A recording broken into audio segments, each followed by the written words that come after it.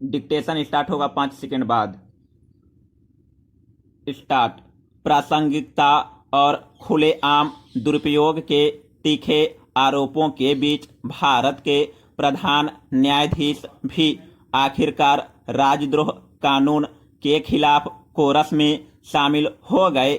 विधि आयोग पहले ही इस मुद्दे पर विचार विमर्श कर चुका है और इसे हटाने की सिफारिश भी। यहाँ तक कि समाज के कई वर्गों, गैर सरकारी संगठनों, पत्रकारों और वकीलों ने भी राजनीतिक मकसद से इस कानून के बेजा इस्तेमाल को बेपर्दा किया है। Paragraph change. फिर भी मामला जिस जस का तस ठहरा हुआ दिख रहा है। सरकार पिघलने को कतई तैयार नहीं है। ऐसे मामलों को दर्ज करने को लेकर न कोई नया दिशा निर्देश जारी किया गया है और न ही इस विषय पर पुलिस महानिदेशकों के सालाना सम्मेलन में कोई चर्चा हुई है। इस बीच आंकड़े काफी स्याह तस्वीर पेश करते हैं। साल 2019 में राजद्रोह कानून के तहत 96 लोगों को गिरफ्तार किया गया था, लेकिन 2 ही दोषी साबित हो सके। इसी तरह गैरकानूनी गतिविधियां अधिनियम के तहत 2016 में से 2019 तक 5,922 लोगों की गिरफ्तारियां हुई है, लेकिन सिर्फ 132 का दोष साबित हो सका, यानी महज 2.2% को शोचनीय दर। Paragraph change. आखिर यह क्रूरता क्यों कायम है? इसको समझने के लिए आपराधिक न्याय प्रणाली के मुख्य कर्ता धर्ताओं की भूमिका को जानना प्रासंगिक होगा। इनमें पहला नाम है पुलिस का। यह इन धाराओं के तहत प्रथम सूचना रिपोर्ट दर्ज करती है और मामले की जांच करती है। दूसरा है अभियोजन पक्ष, जो पुलिस के स्वतंत्र होता है और अदालत में सरकार की तरफ से मुकदमे की पैरवी करता है। और तीसरा कर्ता धर्ता है न्यायपालिका, जो फैसला सुनाती है। Paragraph change. राजद्रोह या यूएपीए के तहत मामला दर्ज करते समय 3 स्थितियों में इनका दुरुपयोग किया जाता है। पहली स्थिति, जब जांच अधिकारिक इसका इस्तेमाल अपराध की गंभीरता को बढ़ाने या अपने वरिष्ठ अफसरों का ध्यान खींचने के लिए करता है। दूसरी, जब अपने उच्च अधिकारियों या ऊपर से आदेश मिलने पर वह ऐसा करता है। और तीसरी स्थिति, जब वह स्वयं इन कानूनों का इस्तेमाल इस विश्वास के साथ करता है कि इसके लिए उसे अपने उच्चाधिकारियों से स्वीकृति मिल जाएगी। Paragraph change. इसकी प्रासंगिकता जांचने का कोई व्यवस्थित तरीका क्यों नहीं है?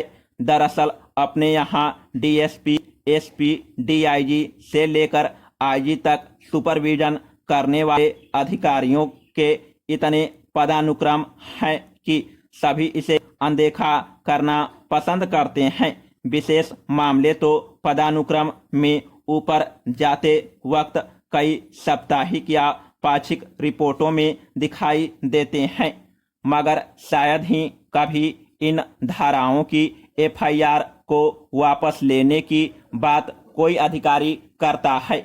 यहाँ तक कि डीजीपी और गृह सचिव भी ऐसे मामले से वाकिफ होने के बावजूद आंखें मूंदे रखना पसंद करते हैं, और मुख्य सचिव भी। Paragraph change. जहां तक माननीयों का सवाल है, गृह मंत्री केंद्र और राज्य दोनों में विधायिका में अपने महकमे का बचाव करते हैं, लोकतंत्र की हत्या के आरोपों का जवाब देते हैं, जिसके बाद प्रचार विभाग के निदेशक एक अच्छी तरह से तैयार सरकारी पत्र जारी करते हैं, जो इस तरह के अपराधों से उत्पन्न गंभीर खतरे को बताता है। Paragraph change. अब बात अभियोजन पक्ष की आमतौर पर यही माना जाता है कि अभियोजक पुलिस को ठोस कानूनी आधार पर मामले को दर्ज करने की सलाह देते हैं, लेकिन दंड प्रक्रिया संहिता 1973 में अभियोजक को पुलिस से अलग कर दिया गया और उसे एक अलग इकाई का रूप दिया गया। अब हर राज्य में गृह मंत्रालय में अभियोजन निदेशालय होता है। सन 1973 से पहले वरिष्ठ अधिकारी महत्वपूर्ण मामलों में अभियोजक से सलाह इसलिए लिया करते थे ताकि अदालत में जब आरोप पत्र दायर हो तो आरोपी को दोषी साबित करने के सभी तत्व उसमें मौजूद हो। मगर अब अभियोजक पुलिस का नहीं बल्कि राज्य का प्रतिनिधित्व करते हैं।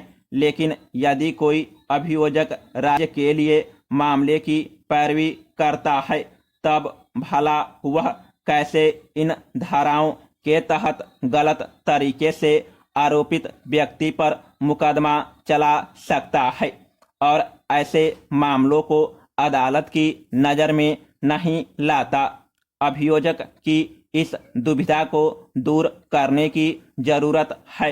वह राज्य की ओर से न्यायाधीश के सामने एक ऐसे मामले की पैरवी करता हुआ दिखाई देता है जिसमें वह स्वयं उसकी सच्चाई को लेकर आश्वस्त नहीं होता। जाहिर है अभियोजक की भूमिका पर तमाम पक्षों द्वारा विचार विमर्श किए जाने की दरकार है। Paragraph change. अब न्यायपालिका की चर्चा। 1870 में बने राजद्रोह कानून में लगभग हर उन गतिविधियों और शब्दों वक्तव्यों का लेखन को शामिल किया गया था जो जाहिर तौर पर सरकार को बदनाम कर सकते हैं। इसलिए अति उत्साही पुलिस अधिकारी या राज्य को इसके दुरुपयोग का एक बड़ा मौका मिल जाता था। बाद में अदालतों ने इस कमी को स्वीकार करते हुए अपने आदेशों में इसकी सीमा परिभाषित की। 1962 के केदारनाथ मामले में तो सर्वोच्च न्यायालय ने कहा भी कि सरकार के कामकाज से नाखुश होकर की गई टिप्पणी चाहे कितनी भी कठोर हो, यदि उससे हिंसा होने या हिंसक कृत्य के लिए उकसाने का खतरा न हो तो उसे राजद्रोह में शामिल न किया जाए। ऐसे हर मामले की एफआईआर कॉपी मजिस्ट्रेट के पास जाती है और पुलिस द्वारा पेश चार्जशीट को परखने के बाद ही जज आरोप तय करते हैं। अगर पहली नज़र में ही मामला सच नहीं दिखता तो जज इन धाराओं के तहत आरोप तय क्यों करते हैं। आखिरकार दिल्ली हाई कोर्ट ने यूएपीए के तहत गिरफ्तार 2 एक्टिविस्ट को यही कहते हुए जमानत दी थी कि पहली नज़र में कोई मामला नहीं बनता। स्टेन स्वामी मामले में भी उनकी गिरफ्तारी के बाद राष्ट्रीय जांच एजेंसी ने उन्हें हिरासत में लेने की मांग तक नहीं की। तो फिर बिल्ली के गले में घंटी कौन बांधेगा। शासन इन कानूनों के इस्तेमाल करने की अपनी ताकत नहीं खोना चाहेगा और शीर्ष पुलिस अधिकारी व वरिष्ठ नौकरशाह मुखर होने को इच्छुक नहीं दिखते। अभियोजन पक्ष भी गृह मंत्रालय का एक कमजोर अंग है। इस तरह उम्मीद अब न्यायाधीशों से ही है कि वे यूएपीए की सीमा को फिर से परिभाषित करेंगे और राजद्रोह कानून खत्म करेंगे, क्योंकि ये दोनों लोकतंत्र पर धब्बा हैं। समाप्त।